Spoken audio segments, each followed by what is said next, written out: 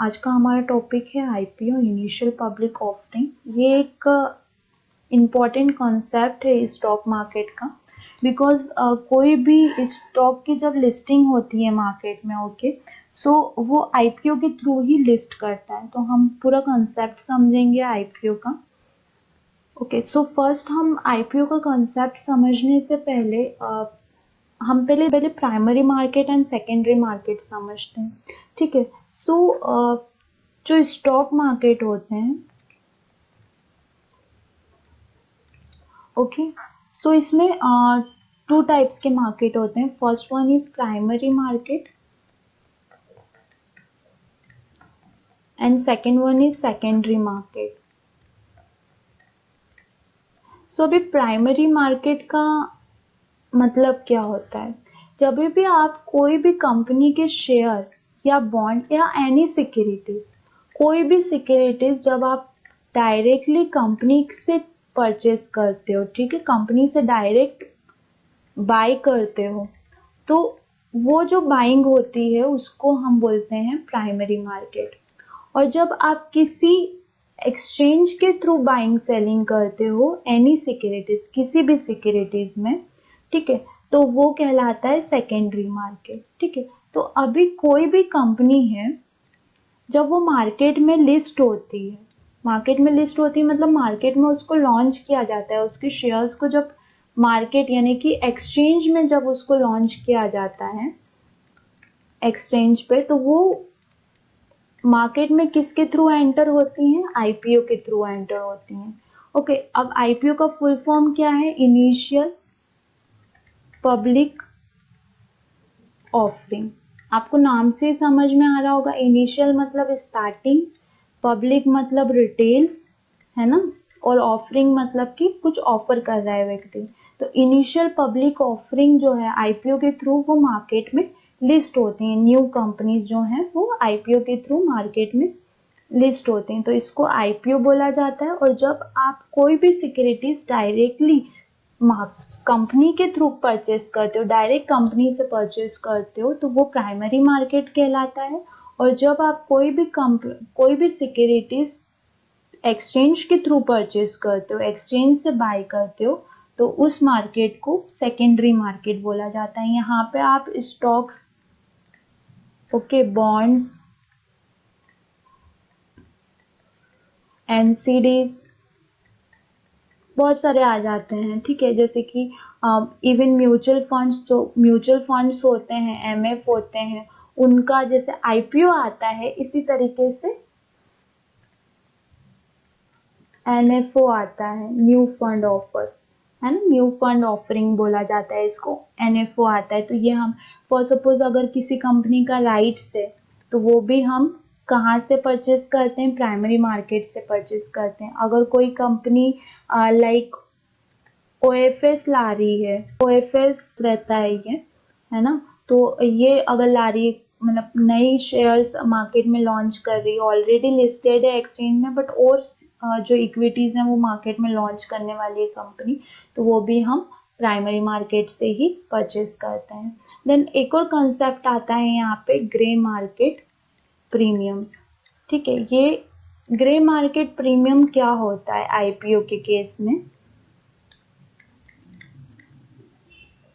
जिस तरीके से हमने like for suppose any security है ना, कोई भी शेयर है या कोई भी स्टॉक है किसी कंपनी का, उसकी जो फेस वैल्यू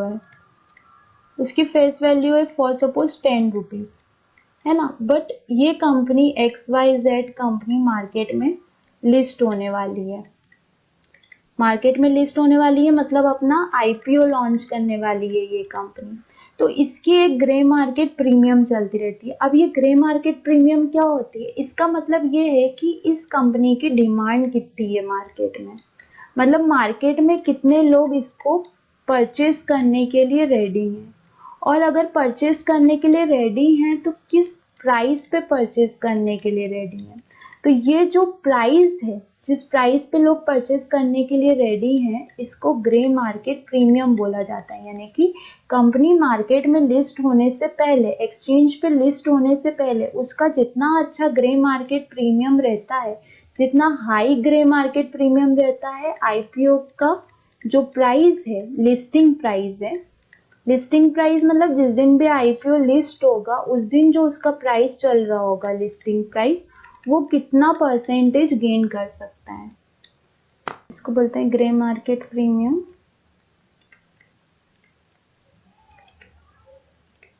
ठीक है, तो जो किसी भी स्टॉक के अगर ग्रे मार्केट प्रीमियम जो है वो उसके फेस वैल्यू से अप चल रही है, फॉर सपोज 10 रुपीज का फेस वैल्यू है, तो ग्रे मार्केट प्रीमियम अगर 100 रुपीज चल रही है ना, क्या होता है, मतलब क्या होता है कि जितनी ज्यादा ग्रे मार्केट है उतनी कम रहती है, उतनी ज्यादा उस स्टॉक की डिमांड रहती है। और अगर डिमांड ज्यादा है तो हम क्या एज्यूम करते हैं कि जब भी इसका एक्सचेंज पे लिस्ट होगा, है ना, एनएससी बीएससी एक्सचेंज पे जब भी स्टॉक लिस्ट होगा तो कितना परसेंटेज गेन कंपनी दे सकती है। फॉर सपोज अगर 100 रुपये पे लिस्ट हो रहा है, मतलब जो आईपीओ प्राइस है कंपनी का, ऑफर प्राइस है कंपनी का, इसको ऑफर प्राइस बोला जाता है ना। तो ये जो आईपीओ प्राइस है 100 रुपये का, ये जब लिस्ट होगा जिस दिन भी मार्केट में, तो ये कितना अपवर्ड मूव कर सकता है, कितना परसेंटेज अपवर्ड मूव कर सकता है। तो फॉर सपोज अगर ग्रे मार्केट प्रीमियम और आईपीओ प्राइस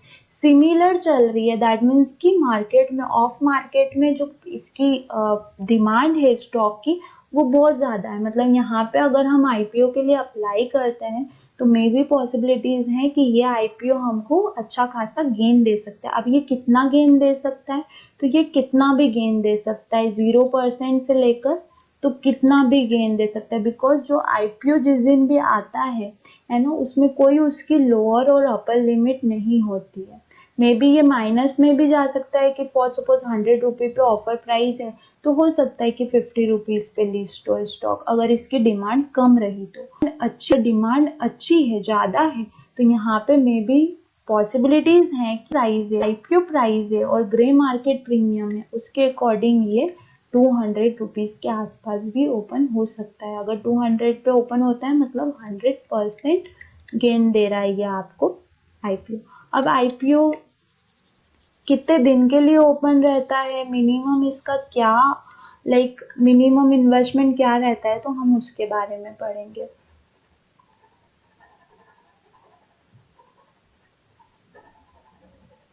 और इसका आईपीओ का क्राइटेरिया क्या रहता है, अगर कोई भी कंपनी अपना आईपीओ मार्केट में लाना चाह रही है तो उसका क्राइटेरिया क्या रहता है वो भी हम डिस्कस कर। आईपीओ लॉन्च होता है तो मिनिमम इन्वेस्टमेंट कितने का रहता है,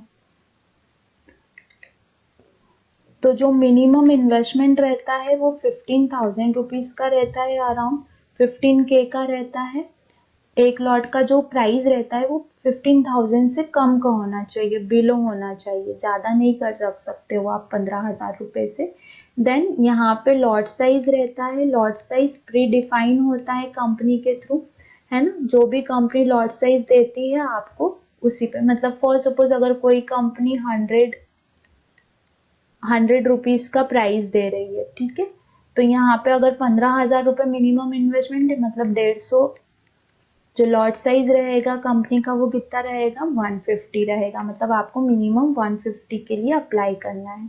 अब क्या इसमें से हम 50, 10 या 20 के लिए अप्लाई कर सकते हैं, नहीं, जो लॉट साइज रहता है आप उसके मल्टीपल में, मतलब अगर 150, अगर आपको दो लॉट करने हैं, मतलब 300 क्वांटिटी के लिए जाना है तो आपको 2 लॉट करने पड़ेंगे, तो मल्टीपल ऑफ 150 में आपको अप्लाई करना पड़ेगा। ठीक है, देन ये 3 डेज के लिए ओपन रहता है, मतलब अगर आईपीओ लॉन्च होते हैं, आईपीओ मार्केट में आता है तो 3 डेज के लिए ओपन रहता है, 3 दिन में आपको अप्लाई करना होता है। देन इसका जो लिस्टिंग रहता है मार्केट में वो विद इन अ वीक हो जाता है, मतलब 7 डेज में इसका नेक्स्ट, जैसे ही ये क्लोज होगा आईपीओ 3rd डे, उसके 7 डे में आपका लिस्टिंग होता है। अब लिस्टिंग किस तरीके से होता है, तो लॉटरी बेसिस पे होता है, ठीक है, लॉटरी बेसिस पे होता है, मतलब रैंडम किसी को भी मिल सकता है, ऐसा जरूरी नहीं है कि जिसने ज्यादा अमाउंट का इन्वेस्टमेंट किया है उसी को मिलेगा या जिसने कम अमाउंट का इन्वेस्टमेंट किया है उसी को मिलेगा, ये रैंडम मिलता है, किसी को भी मिल सकता है। देन इसमें जो 2 कैटेगरी रहती है, एक रिटेल कैटेगरी रहती है, ठीक है, जो कि बिलो 2 लाख रुपीस अगर आप इन्वेस्टमेंट कर रहे हो, है ना, तो वो रिटेल कैटेगरी में आते हैं। और एक HNI कैटेगरी रहती है जो कि अबव 2 लाख रुपीस होती है, मतलब जो 2 लाख के ऊपर इन्वेस्टमेंट करना चाह रहा है IPO में, तो उसको HNI कैटेगरी के अंदर इन्वेस्टमेंट करना पड़ता है। देन अगर आप IPO के लिए अप्लाई करते हो और आपको IPO नहीं मिलता है, तो जो लिस्टिंग रहती है उसके 1 डे बिफोर आपका जो पैसा है वो आपके अकाउंट में रिलीज हो जाता है। और ये 7 डेज के लिए आपका जो पैसा है वो सेविंग में उसका होल्ड लगा हुआ रहता है, लीन मार्क रहता है। आपको वो पैसा सेविंग में दिखता तो है, बट आप उस अमाउंट को, जितने भी अमाउंट का आपने इन्वेस्टमेंट किया है, वो आप यूज नहीं कर सकते हो। और जिस दिन भी लिस्ट रहेगी 1 डे बिफोर ऑफ लिस्टिंग, आपका पैसा जो है, अगर आपको नहीं मिला है तो आपके अकाउंट में रिटर्न हो जाएगा। अगर आपको मिल रहा है IPO तो आपको डिडक्ट हो जाएगा, अकाउंट से डेबिट हो जाएगा, ये जो भी अमाउंट रहता है IPO का वो। तो ये बेसिक नॉलेज है। IPOs हमेशा प्राइमरी मार्केट के थ्रू आते हैं, है ना। और सेकेंडरी मार्केट हम किसको बोलते हैं, जो ऑलरेडी एक्सचेंज से हम ट्रेड करते हैं, जो एक्सचेंज से हम ट्रांजेक्शन करते हैं, बाइंग या सेलिंग करते हैं सिक्योरिटीज का एक्सचेंज के थ्रू, तो वो सेकेंडरी मार्केट में आता है। अगर हम डायरेक्ट कंपनी से बाइंग सेलिंग कर रहे हैं सिक्योरिटीज का, कंपनी हमको शेयर्स जो है हमारे डीमैट में, हमारे अकाउंट में दे रही है, तो उसको प्राइमरी मार्केट बोलते हैं। और जो शेयर कोई भी नई कंपनी जब लिस्ट होती है मार्केट में, है ना, न्यू कंपनी जब भी मार्केट में फर्स्ट टाइम लिस्ट होती है, तो वो IPO के थ्रू लिस्ट होती है, इनिशियल पब्लिक ऑफरिंग। और अगर म्यूचुअल फंड लिस्ट होते हैं तो वो NFO के थ्रू लिस्ट होते हैं, न्यू फंड ऑफर्स। ये MCs करती हैं और ये कंपनीज खुद करती हैं। तो ये बेसिक एक कंसेप्ट था IPO से रिलेटेड। बहुत सारे लोगों को कंफ्यूजन होता है। आई होप आप लोगों को क्लियर हुआ होगा। Thank you. आई होप आपको ये वीडियो पसंद आया होगा।